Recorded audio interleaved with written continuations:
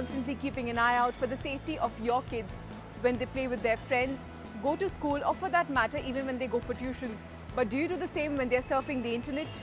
The one issue that has parents worrying the most today is how to keep their kids out of harm's way in the cyberspace. Join me as we answer this very question. Since Sheetal's knowledge of computers was extremely limited, the one aspect which worried her was just how will she keep a tab on her daughter's online activity. My daughter is in 7th and she have been started using the computers and internets when she was in 5th standard. So, parents we don't monitor, we can't monitor them, what they are doing and not doing and what is good for them or not. So these type of education, if they're getting from the school, so it will really help them in a young age.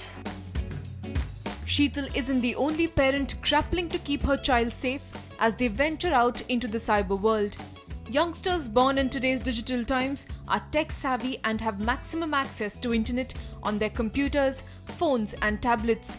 With such wide access to the net, along with opportunities, vulnerabilities are a part and parcel of the game. So how do you protect your kids from these vulnerabilities? As a parent, communication is the only protection that we use, and this is the era of really emotional sensitive children. So not much of the time do I really check on what internet surfing or maybe how the internet or the cyber is being used by the children. According to a survey by the National Crime Records Bureau, in the year 2013, cybercrime shot up by 50% across the country. While a maximum number of offenders came from the age group between 18 to 30 years, the highest number of registered cases of cybercrime was reported from Maharashtra. Many times children end up becoming the victim of such crimes. Once I just logged on Facebook and there were many unknown friend requests, and with curiosity to make friends, I just accepted one of them. And later, after few days, I saw that those guys were posting some abusal photos on the net and they were tagging me also in it. So I was quite unaware of these things firstly. So then I asked my mom about it and she told me that you should not do like that. And then my father also got to know about it. And then he told me not to take the request like that. And then I unfriended that guy. So that time I got to know that these kind of threads are there on Facebook or internet. Be it cyberbullying, impersonation or child pornography, or even hacking for that matter, all these are sensitive issues that need immediate attention. Independent organizations are doing just that. Founded by Toshendra and Arohi, Vigilant Net Solutions, an IIT Bombay incubated company, offers strategies and technologies needed to combat cyber threats. And their latest agenda is to conduct workshops for school kids and educate them on cybersecurity. We're now in conversation with Arohi and Toshendra, the founders of Vigilant Net Solutions. So Arohi, tell us a little bit about your security awareness program. Yes, talking of security awareness programs, we started with the IIT itself, and then gradually we started getting requests from various schools and engineering colleges. That's how we started reaching out to people. And then later on we found out that in place of students, there is a lack of awareness in teachers as well as the faculty members and as well as the parents. Gradually we are now focusing on the parents and faculty part of it as well. We have covered almost all the states of India, and now we are trying to go international as well. Is the amount of focus on cybersecurity for children in India less compared to the rest of the world? It's very, very less, and nowadays people are focusing on the moral education and sex education, but they are forgetting about the cyber education, which is actually most important part, because nowadays 2/3 of the school students are having the access to the internet, right?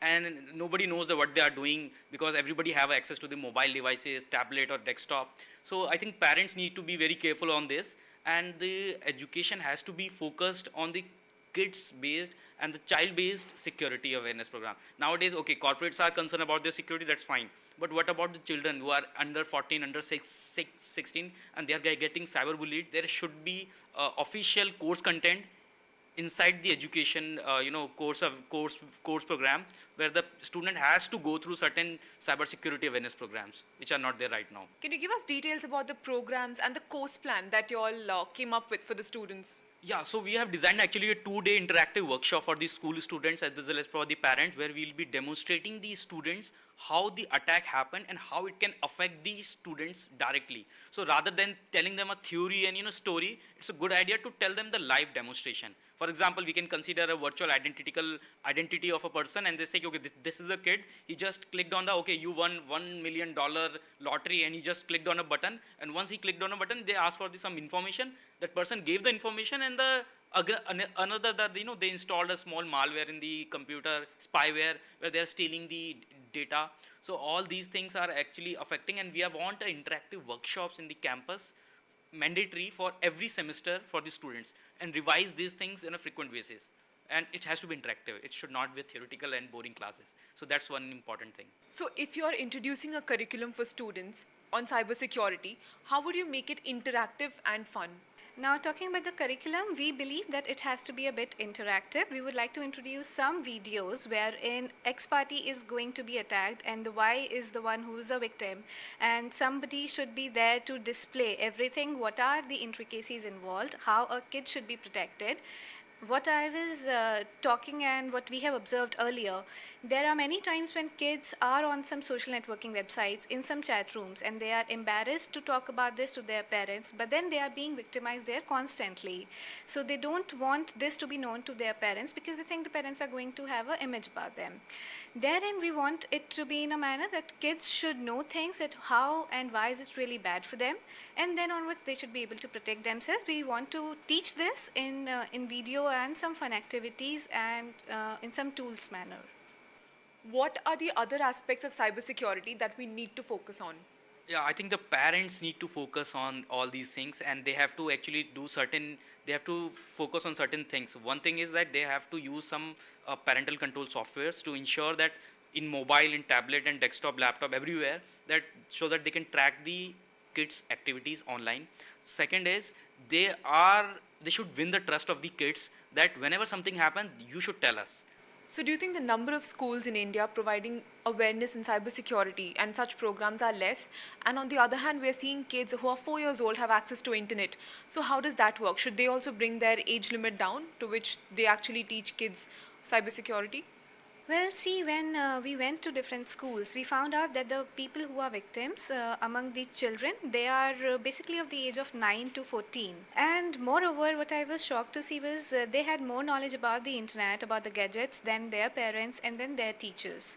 So even if the parental control or a teacher control is there, kids are bound to outsmart them because obviously today they know more than what their parents do already.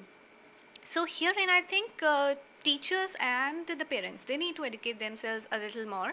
They need to be a little bit aware. Rather, I was surprised that there were many parents who did not know about Facebook. They just had this preconceived notion that Facebook is bad. However, they themselves have never been on the website. So I think, first of all, the teachers and the parents should take a hold in here, come in the picture, get introduced to things, and then they can keep a check on students from that part of a perspective, and not in a way that the student should or the kid should feel scared about it, in a way that they feel that they are there to protect them, rather not to keep a hawk eye on them.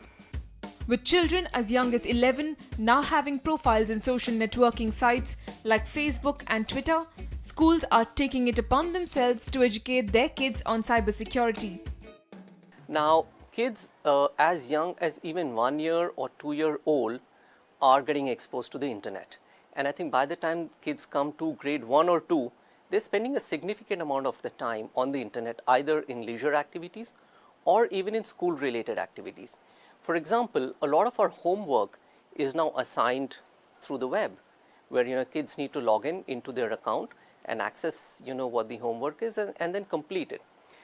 Second thing is that now internet is can be accessed even through mobile phones, through of course tablets, through laptops, through computers, in any which way. So the opportunity to get affected by cyber threats is that much higher. And obviously, kids are not exposed to these things. Kids are not well educated about this. So we believe that it's very important to, have the kids be aware as early as possible. Take for instance this initiative to educate students on online safety. As a part of this program, students from the 7th standard will be taught how to protect themselves from cyber crimes. What we are doing in this particular program is that we are educating the students. We are starting off with the secondary school students in first phase, whereby we are educating them on what are the do's and don'ts when you get on the internet, what is it that you should be careful about, what is it that you should be not doing on the internet, what are the kind of emails and attachments that you should open, what transactions you should do, you should not do. So this is like more of a best practices to start off with for children on the internet. And as and when the program develops, when we go much more in detail in the second half of the first phase, in the second phase, then we'll be having much more modules in this particular program. This is one move that has been welcomed by students. When our school shows us how important this is, when it has a workshop on such a grand level, the students understand that it is actually not something their parents just keep telling them, it is actually very important. And also, as for the younger students, the students younger than us, for them the Kaspersky Kids program is very helpful because they learn something which is so important and vital, and at the same time they have fun and they interact with people. Talking about the program, this has somehow made me much more open to the society, much more, I got someone to share things which were somehow taboo or awkward to share with my parents. There are certain topics for sure, and this helped me to gain knowledge and understand things in a much better way. So there you go. These are a few simple steps to ensure your kids are safe from threats in the cyber world. After this short break, Abhishek brings us more on the cyber threats that organizations face and just how to tackle them. Stay tuned.